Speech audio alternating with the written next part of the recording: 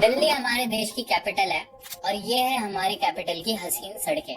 हवा तो ऑब्वियसली आपको यहाँ पे सबसे साफ मिलेगी और अगर आपको कभी ट्रैकिंग करने का मन करे या घूमने का मन करे तो यहाँ पे आपको काफी पहाड़ भी मिलेंगे। कुछ दिन पहले दिल्ली में फ्लड आए थे और लोग लिटरली नाले के पानी में नहा रहे थे। नाले के पानी से मेरा मतलब है यमुना का पानी, जो कि अब नाला बन चुका है। ऐसा नहीं है कि ये सीन सिर्फ दिल्ली के हैं, पूरे इंडिया में आपको सेम सीन मिलते हैं हर शहर में। क्योंकि हम लोगों के अंदर एक बड़ी प्यारी सी आदत है, हम जहाँ पे भी खाते हैं वहीं थूक देते हैं।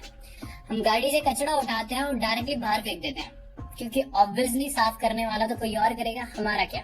अगर आप सर्च करोगे dirtiest country in the world तो आपको इंडिया या तो टॉप पे मिलेगा या तो फिर टॉप 10 के अंदर तो मिल ही जाएगा। तो ऐसी क्या खास बात है हम लोगों के अंदर कि अफ्रीका की जो सबसे पुअर कंट्रीज हैं, जो कि 2 टाइम का खाना भी नहीं खा सकती हैं, वो भी हमसे साफ सफाई में आ गए हैं। कोई भी पीएम आ जाए, वो कितने भी इनिशिएटिव ले ले, लेकिन हम लोग नहीं सुधरते हैं। ऐसा क्यों है हमारे अंदर?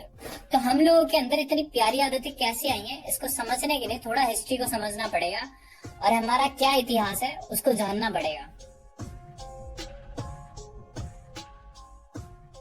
तो इंडिया के ऊपर लगभग 1000 साल से इन्वेजन हो रहा है और जब भी कोई आपके ऊपर इन्वेजन करता है तो आपको 2 या 3 चीजें तो जरूर बताता है कि आपका रिलीजन और कल्चर जो है बड़ा बेकार किस्म का है और आप इंफीरियर किस्म के इंसान हो, तभी तो आप हार गए उससे।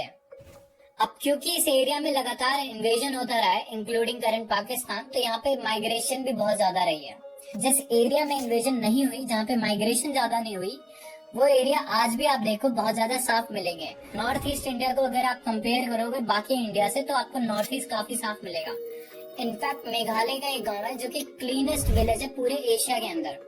अब मुगल्स के बाद आए थे ब्रिटिशर्स, जो कि हमसे बेहद मोहब्बत करते थे। इतनी मोहब्बत करते थे कि हमें बंधुआ मजदूर बना के वो कहीं पे भी भेज देते थे। कभी फिजी, कभी मॉरिशस, कभी साउथ अफ्रीका, जहां मन करा वहां उठा के पटक दिया।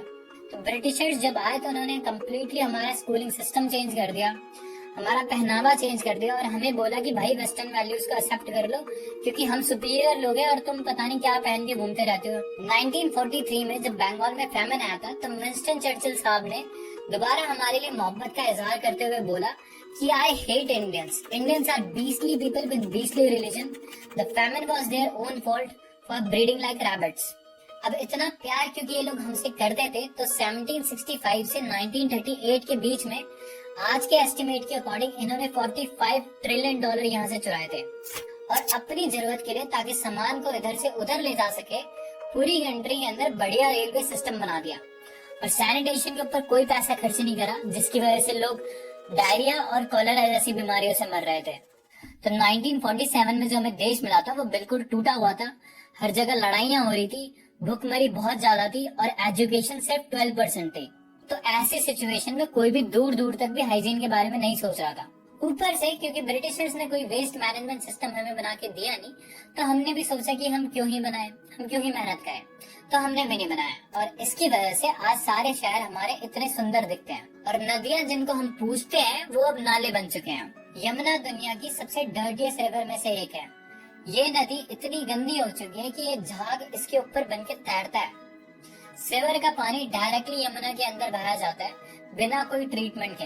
कई लोग इसी गंदे पानी में खड़े होकर पूजा करते हैं और उसी पानी से नहा भी लेते हैं और फिर पूजा करने के बाद जो सारा सामान होता है उसी नदी के अंदर बहा भी देते हैं, यानी उसे और गंदा कर देते हैं। गंगा का भी लगभग सेम ही हाल है। कई विद्वान तो ऐसे हैं जो ये बोलते हैं कि गंगा अपने आप को खुद ठीक कर लेती है, हमें इसे ठीक करने की जरूरत नहीं है। Really? Yes, you believe that the river Ganga can heal itself if there's more water in the river Ganga? Of course, 100% true. If water is there, if flow is maintained, Ganga will solve its own pollution problem. Dilution is the solution of pollution. So we can still Simply dump sewage into yes, dump tannery waste. yes. अब ऐसा भी बिल्कुल नहीं है कि किसी government ने कभी साफ सफाई के लिए कोई इनिशिएटिव लिया ही नहीं, बल्कि सबसे पहला इनिशिएटिव तो कांग्रेस ने ही लिया था, निर्मल भारत अभियान। बट ये कितना ही सक्सेसफुल था मुझे बताने की जरूरत नहीं है, क्योंकि किसी ने भी इसके बारे में सुना ही नहीं है। कांग्रेस के बाद आई बीजेपी, जिन्होंने कैंपेन लॉन्च करा स्वच्छ भारत अभियान। फर्क बस इतना था कि इन्होंने मार्केटिंग बहुत अच्छी करी और सबको इसके बारे में पता चल गया। इनफैक्ट कल परसों की एक रील है जिसमें मोदी जी अंकित बाईपुरिया के साथ हैं। राम राम था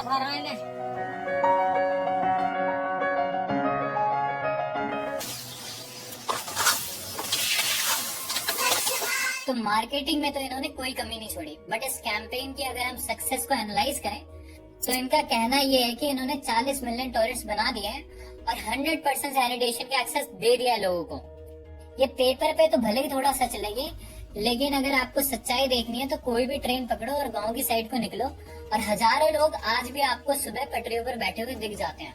जो टॉयलेट्स इन्होंने बनाए हैं उनमें से कई तो काम नहीं करते, कई बिल्कुल क्लॉग्ड रहते हैं, और जो पब्लिक टॉयलेट्स बनाए हैं उनका भी सेम हाल है, उनमें से भी आधे काम नहीं करते।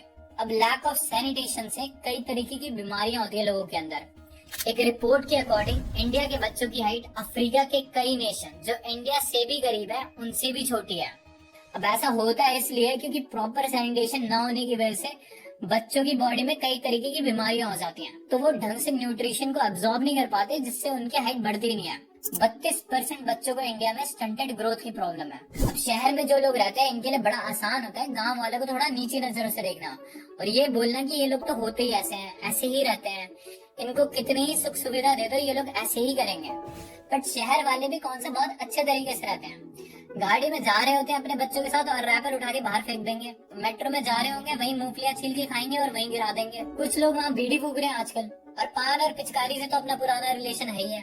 तो ये बात कोई शहर या गांव की नहीं है, पब्लिक हाइजीन को लेके हमारी नॉलेज वैसे ही जीरो है। पर फिर भी ये सब देखने के बाद भी ये नहीं बोल सकते कि हम लोग कभी चेंज हो ही नहीं सकते।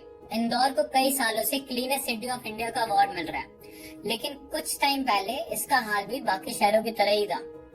तो फिर ये चेंज आया कैसे? मध्य प्रदेश की गवर्नमेंट ने जब ये इनिशिएटिव शुरू किया था तो सिर्फ 6 महीने के अंदर 20 से 30 हजार टन डस्ट साफ कर दी थी सड़कों से। जो कचरा लेने आने वाली गाड़ी होती है उसमें वेट वेस्ट अलग जाता है और ड्राई वेस्ट अलग जाता है। इससे वेस्ट को रिसाइकिल करना बड़ा आसान हो जाता है, तो उससे उसकी वैल्यू बढ़ जाती है। तो जो वेस्ट को यूज करके पैसा बनता है वो आप ही के शहर पे यूज होता है, यानी आप ही के घर का कचरा आप ही के शहर को और सुंदर बनाएगा। फिर ये जो सफाई कर्मचारी है इंदौर में, ये भी दिन रात काम करते हैं अपने शहर को साफ रखने के लिए। तो जब लोग ये देखते हैं कि हाँ गवर्नमेंट एक्चुअली में हमारे शहर को साफ रखना चाहती है, तो वो भी उनका साथ देते हैं, क्योंकि ये चीज टॉप डाउन अप्रोच है, यानी गवर्नमेंट को पहले विल दिखानी होगी, उसके बाद लोग उसे फॉलो करेंगे।